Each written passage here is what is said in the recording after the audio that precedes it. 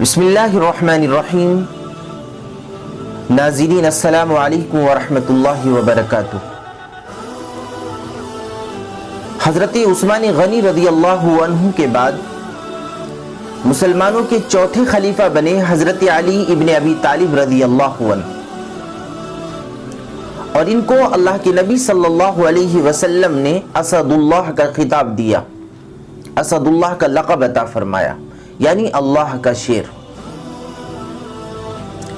اور ابن حجر نے ان کی خصوصیت بیان فرمائی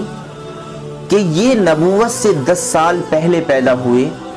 اور انہوں نے اللہ کے نبی کی مبارک گود میں پرورش پائی، آپ کی آغوش میں تربیت پائی، جس کا نتیجہ یہ تھا کہ آپ عادات و اخلاق میں، طاعت و اطاعت میں، طاعت و عبادات میں نبی پاک صلی اللہ علیہ وسلم سے جتنے زیادہ ملتے تھے اتنا کوئی اور نہیں ملتا تھا، یعنی آپ کی بہت ساری عادات حضور کے مشابہ تھی۔ اسی وجہ سے امام نسائی جیسے عظیم مرتبے کے محدث نے آپ کے فضائل کے لیے الگ سے مختصر رسالہ تحریر فرمایا۔ شجاعت و بہادری، جنگ اور مارکوں میں دشمنوں کی صفوں کو پلٹ دینا اور مارکوں میں گھس جانا اور دشمنوں کی صفوں کو الٹ دینا، یہ آپ کی خصوصی صفات تھی۔ اور خشیت الہی کا یہ عالم تھا کہ جب نماز کا وقت ہوتا تو بدن پر کپکپاہٹ طاری ہو جاتی اور اللہ کا ڈر جو ہے اس کا غلبہ آ جاتا، جسم پر لرزہ طاری ہو جاتا اور کپکپاہٹ طاری ہو جاتی اور آنکھیں نم پڑ جاتی، اور فرماتے کہ امانت کے حق کو ادا کرنے کا وقت آ گیا۔ یہ خشیت الہی کا عالم تھا۔ حضرت قمیل فرماتے ہیں کہ ایک مرتبہ میں حضرت علی رضی اللہ عنہ کے ساتھ ایک قبرستان سے گزر رہا تھا تو آپ وہاں رکے اور فرمایا، اے مقبرے والو، اے قبرستان والو، اے بوسیدگی والو، تمہارا کیا حال ہے؟ اگر تم یہاں کے بارے میں جاننا چاہتے ہو، دنیا کے بارے میں، تو سنو، تم جو مال چھوڑ کر دنیا سے گئے تھے اس مال کو تمہاری اولاد نے، تمہارے بھائیوں نے بانٹ لیا، تمہاری زمین کا بٹوارا کر لیا، تمہاری ساری چیزوں کو بانٹ لیا، تمہارے بچے یتیم ہو گئے، بڑے ہو گئے، اپنے اپنے کاروبار میں لگ کر تمہیں بھول گئے، تمہاری بیویوں نے دوسری شادی کر لی، تم انہیں یاد بھی نہیں آتے۔ دنیا کے تو یہ حال ہے، لیکن اے قبر والو، اپنا حال تو سناؤ، اپنے بارے میں تو کچھ بتاؤ۔ اس کے بعد فرماتے ہیں، میرے بھائی، اگر یہ بول پاتے، اگر یہ کچھ بتا پاتے تو یوں کہتے کہ ہم نے زندگی کا سب سے بڑا سرمایہ اس چیز کو پایا کہ جس کو ہم نے آخرت کے لیے جمع کر دیا، آخرت کے لیے جس چیز کو ہم نے اکٹھا کر دیا، بس وہی سب سے بڑا خزانہ ہے۔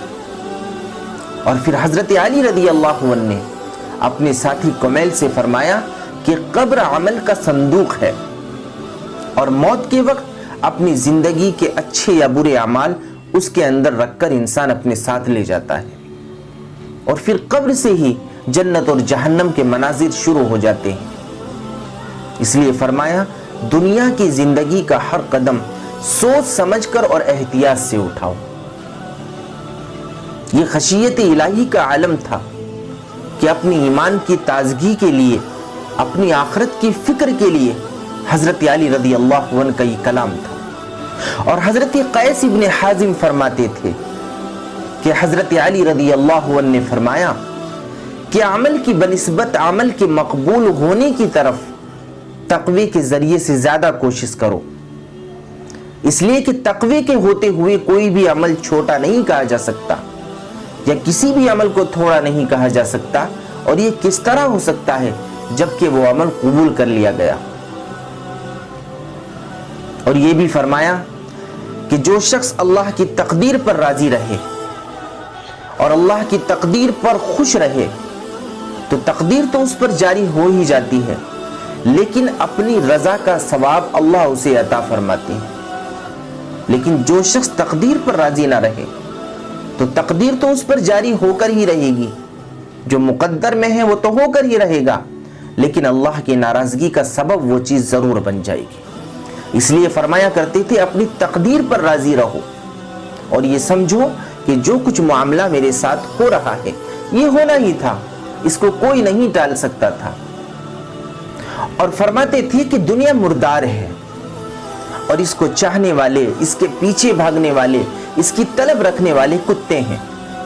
اور جو آدمی دنیا حاصل کرنا چاہتا ہو، دنیا میں اپنی ناموسی کو اختیار کرنا چاہتا ہو، بڑا نام کرنا چاہتا ہو، اسے چاہیے کہ وہ کتوں کے ساتھ رہ کر زندگی گزارے۔ علامہ شعرانی رحمت اللہ علیہ نے اس مقولے کی تشریح کرتے ہوئے لکھا کہ اس دنیا سے مراد وہ چیزیں ہیں کہ جو حاجات ضروریہ سے زائد ہوں۔ آدمی جمع کرتا جا رہا ہے، یہ کاروبار وہ کاروبار، یعنی دنیا اکٹھی کرتا جا رہا ہے اور اللہ کی یاد سے غافل ہے۔ فرمایا جو چیزیں حاجات ضروریہ سے زائد ہوں اس کے بارے میں حضرت علی رضی اللہ عنہ یہ فرما رہے ہیں۔ اور ایسے ہی نہ جانے آپ کے کتنے ملفوظات، آپ کے کتنے ارشادات ایسے ہیں